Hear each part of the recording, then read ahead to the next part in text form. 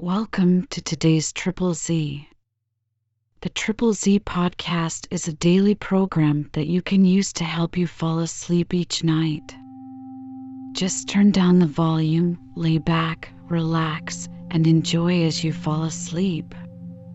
The Last of the Mohicans is a historical novel by James Fenimore Cooper, first published in 1826. It is the second book of the Leatherstocking Tales pentalogy and the best known. The story is set in 1757 during the French and Indian War, the 7 Years' War, when France and Great Britain battled for control of North America. The novel is known for its detailed description of wilderness and frontier life, and for its exploration of the cultural conflict between the European settlers and the native tribes of North America. It also features themes of heroism, love, and tragedy, and a moving exploration of the eventual fate of the native tribes. If you enjoy our program, please be sure to write us a review on your podcast platform and share us with a friend. You both might sleep just a little better at night. Our website is ZZZ, that's 3z's.media. You can also like and share our content on Facebook or our Instagram account ZZZ Media Podcast. Music for today's episode was provided by the Sleep Channel on Spotify. Chapter 12. CLO, I am gone, sir, and anon, sir, I'll be with you again. 12th Night. The Hurons stood aghast at this sudden visitation of death on one of their band. But, as they regarded the fatal accuracy of an aim which had dared to immolate an enemy at so much hazard to a friend, the name of La Longue Carabine burst simultaneously from every lip, and was succeeded by a wild and a sort of plaintive howl. The cry was answered by a loud shout from a little thicket where the incautious party had piled their arms, and at the next moment Hawkeye, too eager to load the rifle he had regained, was seen advancing upon them, brandishing the clubbed weapon, and cutting the air with wide and powerful sweeps. Bold and rapid as was the progress of the scout, it was exceeded by that of a light and vigorous form which, bounding past him, leaped, with incredible activity and daring, into the very center of the Hurons, where it stood, whirling a tomahawk and flourishing a glittering knife, with fearful menaces, in front of Cora. Quicker than the thoughts could follow these unexpected and audacious movements, an image, armed in the emblematic panoply of death, glided before their eyes and assumed a threatening attitude at the other side. The savage tormentors recoiled before these warlike intruders, and uttered, as they appeared in such quick succession, the often repeated and peculiar exclamation of surprise, followed by the well-known and dreaded appellations of "Le Cerf Agile," "Le Gros Serpent." But the wary and vigilant leader of the Hurons was not so easily disconcerted. Casting his keen eyes around the little plain, he comprehended the nature of the assault at a glance, and encouraging his followers by his voice as well as by his example, he unsheathed his long and dangerous knife, and rushed with a loud whoop upon the expecting Chingachgook. It was the signal for a general combat. Neither party had firearms, and the contest was to be decided in the deadliest manner, hand to hand, with weapons of offense and none of defense. Uncas answered the whoop, and leaping on an enemy with a single, well-directed blow of his tomahawk, cleft him to the brain. Hayward tore the weapon of Magua from the sapling, and rushed eagerly towards the fray. As the combatants were now equal in number, each singled an opponent from the adverse band. The rush and blows passed with the fury of a whirlwind and the swiftness of lightning. Hawkeye soon got another enemy within reach of his arm, and with one sweep of his formidable weapon he beat down the slight and inartificial defenses of his antagonist, crushing him to the earth with the blow. Hayward ventured to hurl the tomahawk he had seized, too ardent to await the moment of closing. It struck the Indian he had selected on the forehead and checked for an instant his onward rush. Encouraged by this slight advantage, the impetuous young man continued his onset and sprang upon his enemy with naked hands. A single instant was enough to assure him of the rashness of the measure, for he immediately found himself fully engaged, with all his activity and courage, in endeavoring to ward the desperate thrusts made with the knife of the Huron. Unable longer to foil an enemy so alert and vigilant, he threw his arms about him and succeeded in pinning the limbs of the other to his side with an iron grasp, but one that was far too exhausting to himself to continue long. In this extremity he heard a voice near him, shouting, "Exterminate the varlets! No quarter to an accursed Mingo!" At the next moment, the breech of Hawkeye's rifle fell on the naked head of his adversary, whose muscles appeared to wither under the shock as he sank from the arms of Duncan, flexible and motionless. When Uncas had brained his first antagonist, he turned, like a hungry lion, to seek another. The fifth and only Huron disengaged at the first onset had paused a moment, and then seeing that all around him were employed in the deadly strife, he sought, with hellish vengeance, to complete the baffled work of revenge. Raising a shout of triumph, he sprang towards the defenseless Cora, sending his keen axe as the dreadful precursor of his approach. The tomahawk grazed her shoulder, and cutting the withes which bound her to the tree, left the maiden at liberty to fly. She eluded the grasp of the savage, and reckless of her own safety, threw herself on the bosom of Alice, striving with convulsed and ill-directed fingers to tear asunder the twigs which confined the person of her sister. Any other than a monster would have relented at such an act of generous devotion to the best and purest affection, but the breast of the Huron was a stranger to sympathy. Seizing Cora by the rich tresses, which fell in confusion about her form, he tore her from her frantic hold and bowed her down with brutal violence to her knees. The savage drew the flowing curls through his hand, and raising them on high with an outstretched arm, he passed the knife around the exquisitely molded head of his victim with a taunting and exulting laugh. But he purchased this moment of fierce gratification with the loss of the fatal opportunity. It was just then the sight caught the eye of Uncas.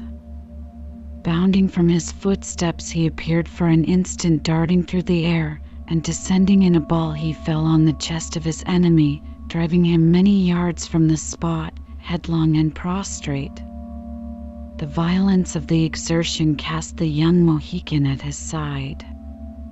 They arose together, fought, and bled, each in his turn. But the conflict was soon decided. The tomahawk of Hayward and the rifle of Hawkeye descended on the skull of the Huron at the same moment that the knife of Uncas reached his heart.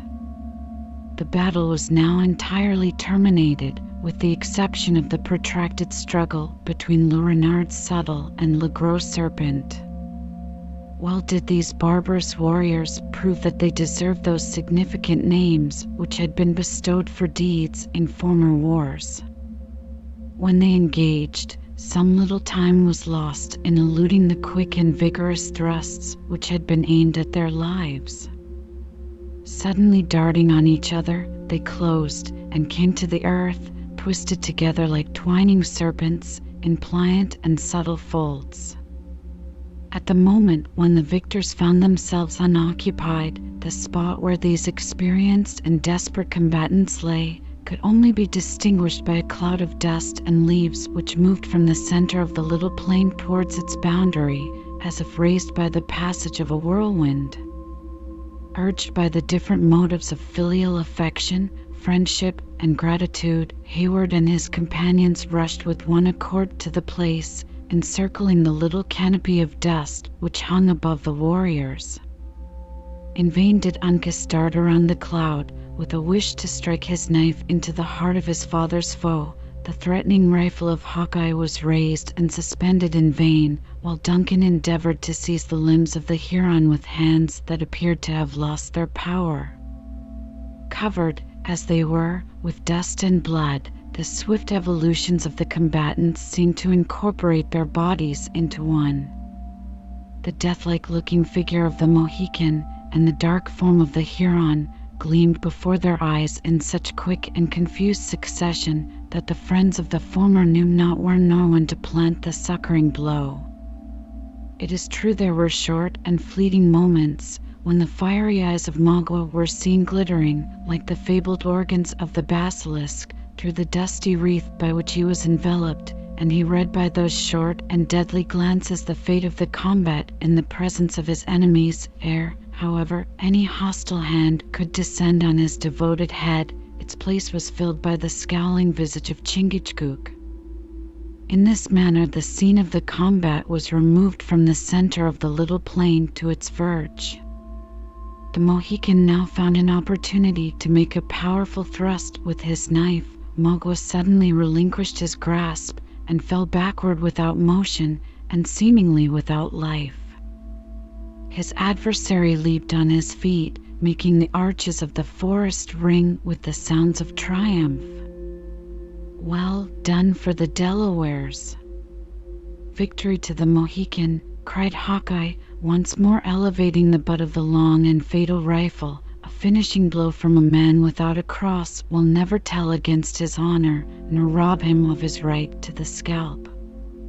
But at the very moment when the dangerous weapon was in the act of descending, the subtle Huron rolled swiftly from beneath the danger over the edge of the precipice, and falling on his feet, was seen leaping, with a single bound, into the center of a thicket of low bushes, which clung along its sides.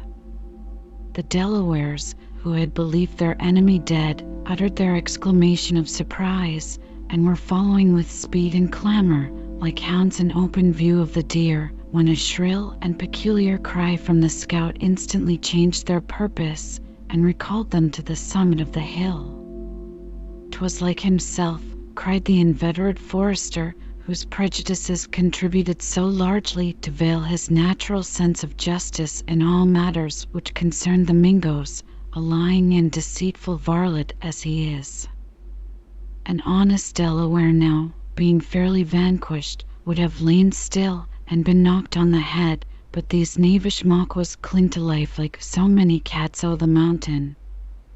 "Let him go, 'tis but one man, and he without rifle or bow, many a long mile from his French comrades, and, like a rattler that has lost his fangs, he can do no further mischief until such time as he, and we too, may leave the prints of our moccasins over a long reach of sandy plain. See, Uncas," he added, in Delaware, "your father is flaying the scalps already. It may be well to go round and feel the vagabonds that are left, or we may have another of them loping through the woods and screeching like a jay that has been winged." So saying, the honest but implacable scout made the circuit of the dead, into whose senseless bosoms he thrust his long knife with as much coolness as though they had been so many brute carcasses. He had, however, been anticipated by the elder Mohican, who had already torn the emblems of victory from the unresisting heads of the slain. But Uncas, denying his habits, we had almost said his nature, flew with instinctive delicacy, accompanied by Hayward, to the assistance of the females, and quickly releasing Alice, placed her in the arms of Cora.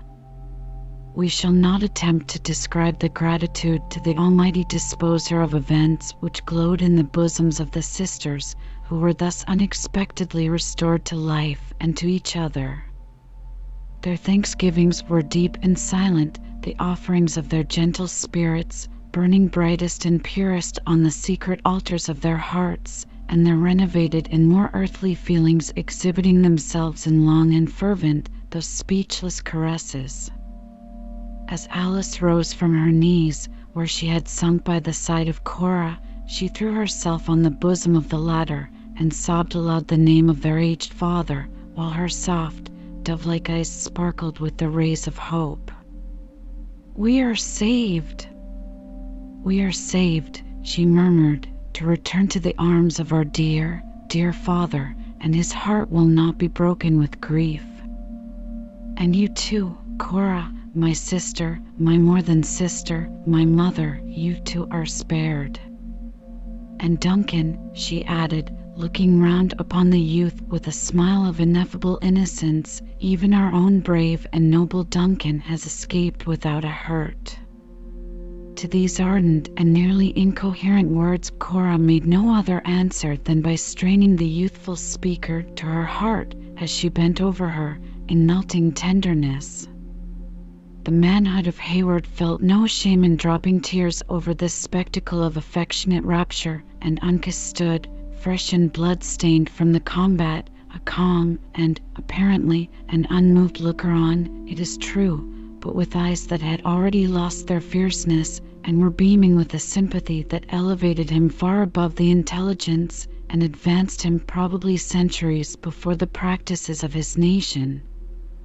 During this display of emotions so natural in their situation, Hawkeye, whose vigilant distrust had satisfied itself that the Hurons who disfigured the heavenly scene no longer possessed the power to interrupt its harmony, approached David and liberated him from the bonds he had, until that moment, endured with the most exemplary patience.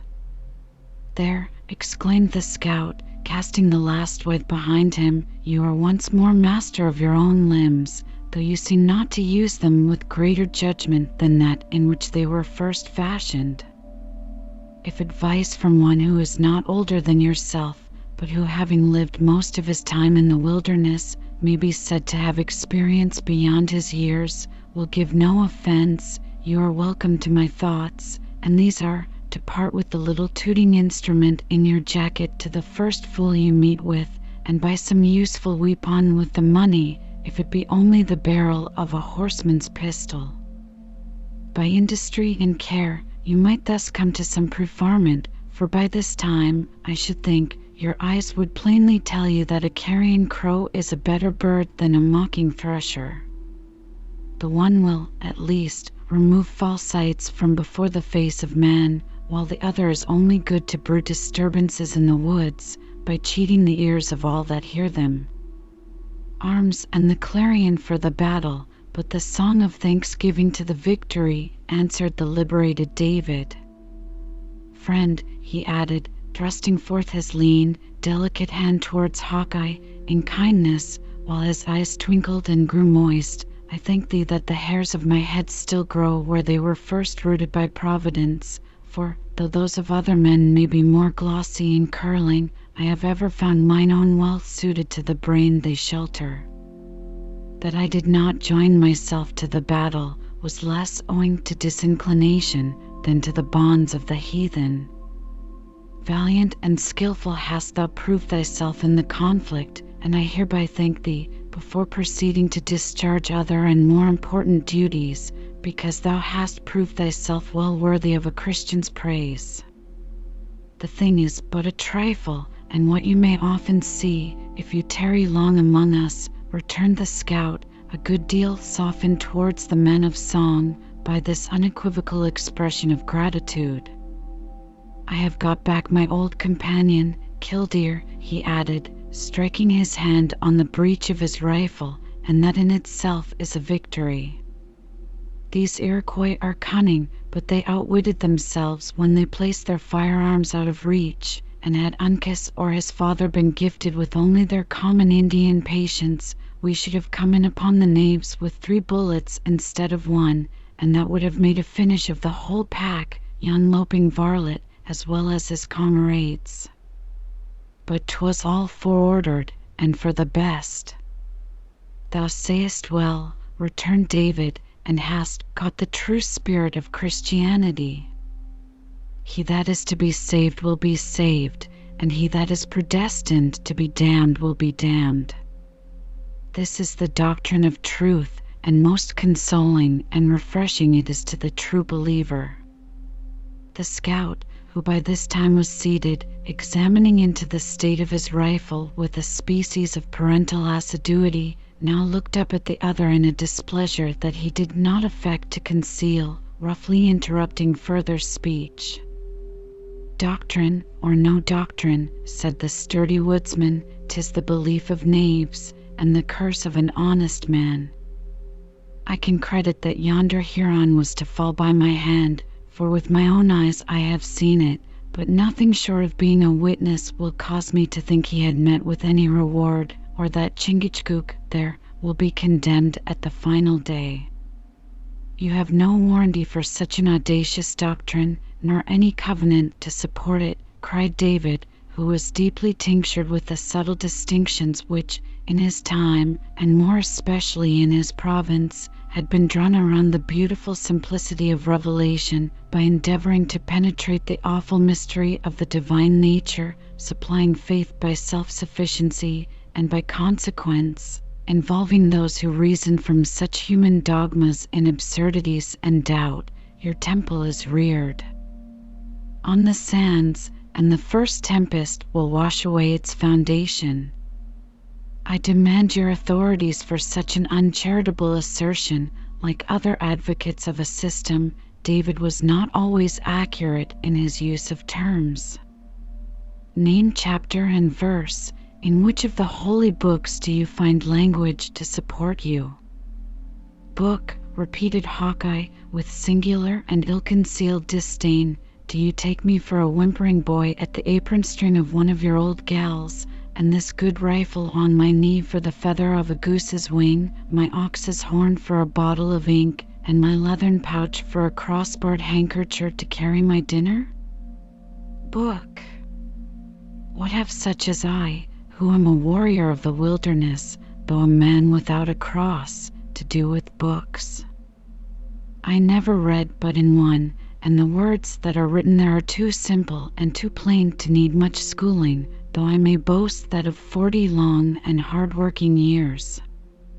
"What call you the volume?" said David, misconceiving the other's meaning. "'Tis open before your eyes," returned the scout, "and he who owns it is not a niggard of its use. I have heard it said that there are men who read in books to convince themselves there is a God. I know not but man may so deform his works in the settlement as to leave that which is so clear in the wilderness a matter of doubt among traders and priests. If any such there be, and he will follow me from sun to sun, through the windings of the forest, he shall see enough to teach him that he is a fool, and that the greatest of his folly lies in striving to rise to the level of one he can never equal, be it in goodness or be it in power." The instant David discovered that he battled with a disputant who imbibed his faith from the lights of nature, eschewing all subtleties of doctrine, he willingly abandoned a controversy from which he believed neither profit nor credit was to be derived. While the scout was speaking, he had also seated himself, and producing the ready little volume and the iron-rimmed spectacles, he prepared to discharge a duty which nothing but the unexpected assault he had received in his orthodoxy could have so long suspended. He was, in truth, a minstrel of the western continent of a much later day, certainly, than those gifted bards who formerly sang the profane renown of baron and prince, but after the spirit of his own age and country, and he was now prepared to exercise the cunning of his craft in celebration of, or rather in thanksgiving for, the recent victory. He waited patiently for Hawkeye to cease, then lifting his eyes, together with his voice, he said aloud, "I invite you, friends, to join in praise for this signal deliverance from the hands of barbarians and infidels, to the comfortable and solemn tones of the tune called Northampton." He next named the page and verse where the rhymes selected were to be found, and applied the pitch-pipe to his lips with the decent gravity that he had been wont to use in the temple. This time he was, however, without any accompaniment, for the sisters were just then pouring out those tender effusions of affection which have been already alluded to. Nothing deterred by the smallness of his audience, which, in truth, consisted only of the discontented scout, he raised his voice, commencing and ending the sacred song without accident or interruption of any kind. Hawkeye listened while he coolly adjusted his flint and reloaded his rifle, but the sounds, wanting the extraneous assistance of scene and sympathy, failed to awaken his slumbering emotions. Never minstrel, or by whatever more suitable name David should be known, drew upon his talents in the presence of more insensible auditors, though considering the singleness and sincerity of his motive, it is probable that no bard of profane song ever uttered notes that ascended so near to that throne where all homage and praise is due. The scout shook his head, and muttering some unintelligible words, among which throat and Iroquois were alone audible, he walked away to collect and to examine into the state of the captured arsenal of the Hurons. In this office he was now joined by Chingachgook, who found his own, as well as the rifle of his son, among the arms. Even Hayward and David were furnished with weapons, nor was ammunition wanting to render them all effectual. When the foresters had made their selection and distributed their prizes, the scout announced that the hour had arrived when it was necessary to move. By this time the song of Gamut had ceased, and the sisters had learned to still the exhibition of their emotions. Aided by Duncan and the younger Mohican, the two latter descended the precipitous sides of that hill which they had so lately ascended under so very different auspices, and whose summit had so nearly proved the scene of their massacre. At the foot they found the Narragansetts browsing the herbage of the bushes, and having mounted, they followed the movements of a guide, who, in the most deadly straits, had so often proved himself their friend. The journey was, however, short.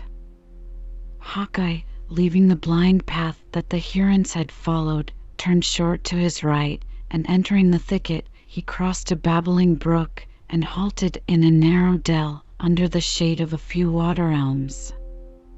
Their distance from the base of the fatal hill was but a few rods, and the steeds had been serviceable only in crossing the shallow stream.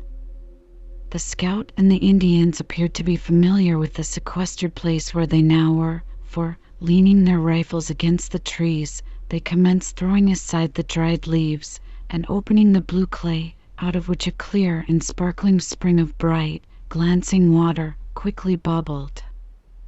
The white man then looked about him as though seeking for some object, which was not to be found as readily as he expected.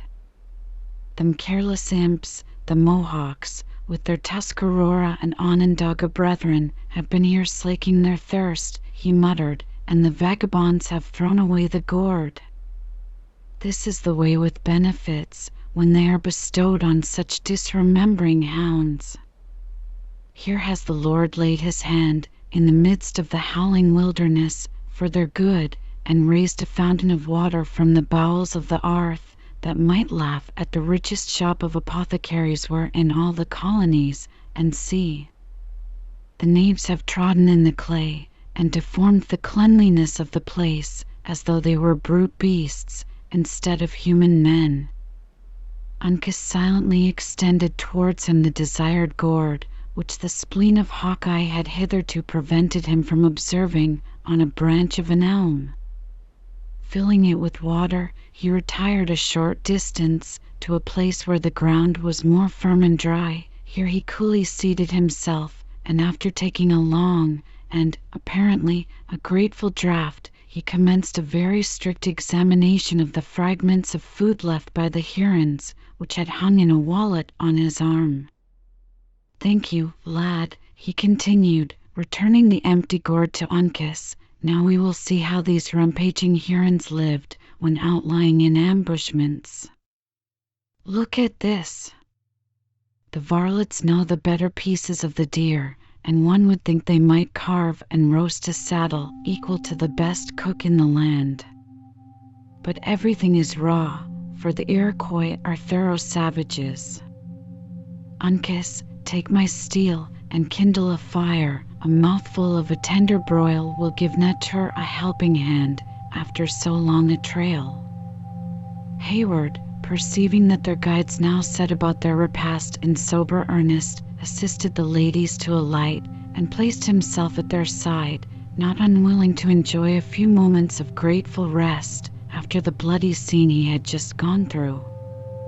While the culinary process was in hand, curiosity induced him to inquire into the circumstances which had led to their timely and unexpected rescue.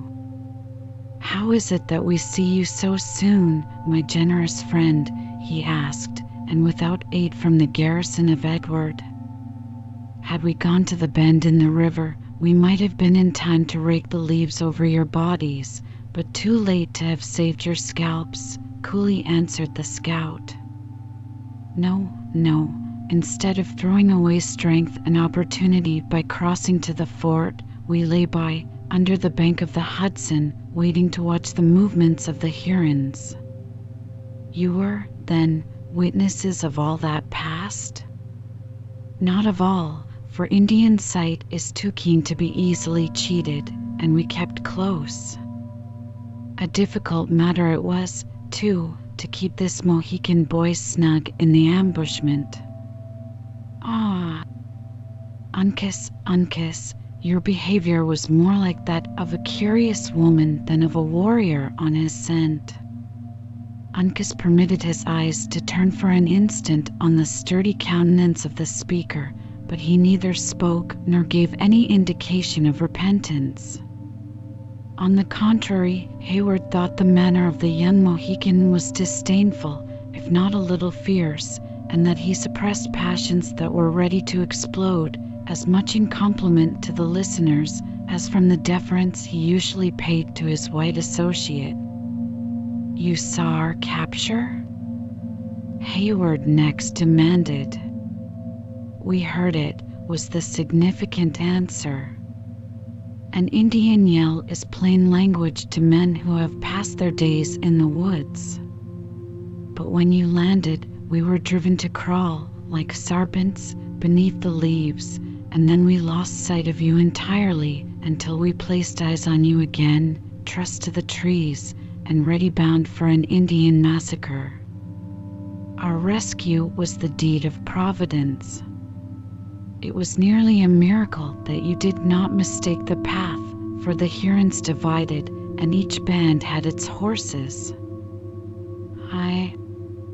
There we were thrown off the scent, and might, indeed, have lost the trail, had it not been for Uncas. We took the path, however, that led into the wilderness, for we judged, and judged rightly, that the savages would hold that course with their prisoners. But when we had followed it for many miles, without finding a single twig broken, as I had advised, my mind misgave me, especially as all the footsteps had the prints of moccasins. Our captors had the precaution to see us shod like themselves," said Duncan, raising a foot and exhibiting the buckskin he wore. "'Twas judgmatical, and like themselves, though we were too expert to be thrown from a trail by so common an invention." "To what, then, are we indebted for our safety?" "To what, as a white man who has no taint of Indian blood, I should be ashamed to own, to the judgment of the young Mohican, in matters which I should know better than he, but which I can now hardly believe to be true, though my own eyes tell me it is so." "'Tis extraordinary." "Will you not name the reason?" Uncas was bold enough to say that the beasts ridden by the gentle ones, continued Hawkeye, glancing his eyes, not without curious interest, on the fillies of the ladies, planted the legs of one side on the ground at the same time, which is contrary to the movements of all trotting four-footed animals of my knowledge, except the bear. And yet here are horses that always journey in this manner, as my own eyes have seen, and as their trail has shown for 20 long miles. 'Tis the merit of the animal. They come from the shores of Narragansett Bay, in the small province of Providence Plantations, and are celebrated for their hardihood and the ease of this peculiar movement, though other horses are not unfrequently trained to the same. It may be, said Hawkeye, who had listened with singular attention to this explanation. Though I am a man who has the full blood of the whites, my judgment in deer and beaver is greater than in beasts of burden. Major Effingham has many noble chargers, but I have never seen one travel after such a sidling gait. True, for he would value the animals for very different properties. Still is this a breed highly esteemed, and as you witness, much honored with the burdens it is often destined to bear. The Mohicans had suspended their operations about the glimmering fire to listen, and when Duncan had done, they looked at each other significantly, the father uttering the never-failing exclamation of surprise. The scout ruminated, like a man digesting his newly acquired knowledge, and once more stole a curious glance at the horses. I dare to say there are even stranger sights to be seen in the settlements, he said, at length. Nature is sadly abused by man when he once gets the mastery. But, go sidling or go straight, Uncas had seen the movement, and their trail led us onto the broken bush.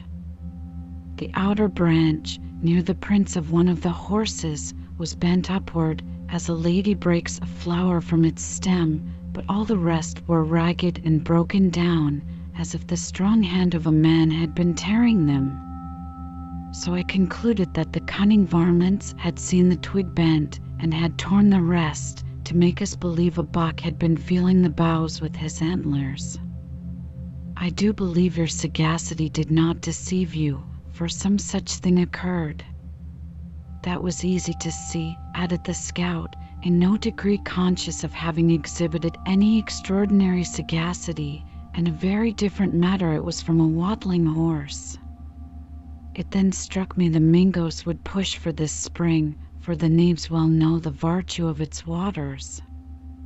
Is it, then, so famous? Demanded Hayward, examining, with a more curious eye, the secluded dell, with its bubbling fountain, surrounded, as it was, by earth of a deep dingy brown. Few redskins who travel south and east of the Great Lakes, but have heard of its qualities. Will you taste for yourself? Hayward took the gourd, and after swallowing a little of the water, threw it aside with grimaces of discontent. The scout laughed in his silent but heartfelt manner, and shook his head with vast satisfaction.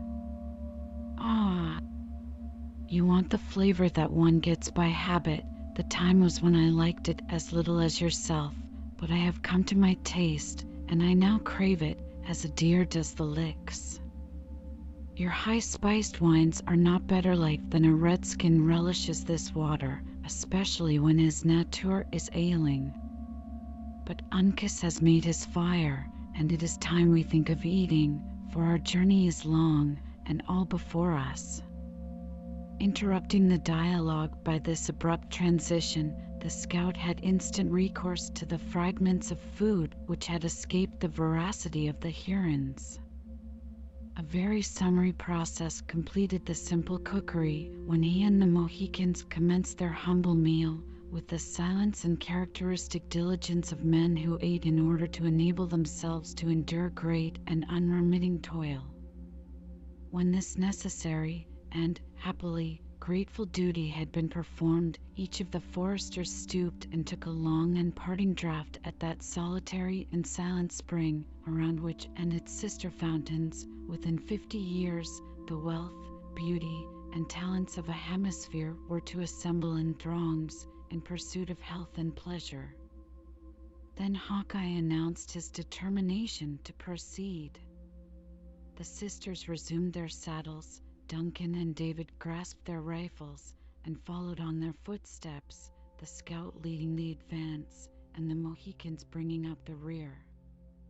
The whole party moved swiftly through the narrow path towards the north, leaving the healing waters to mingle unheeded with the adjacent brook, and the bodies of the dead to fester on the neighboring mount without the rites of sepulture, a fate but too common to the warriors of the woods to excite either commiseration or comment.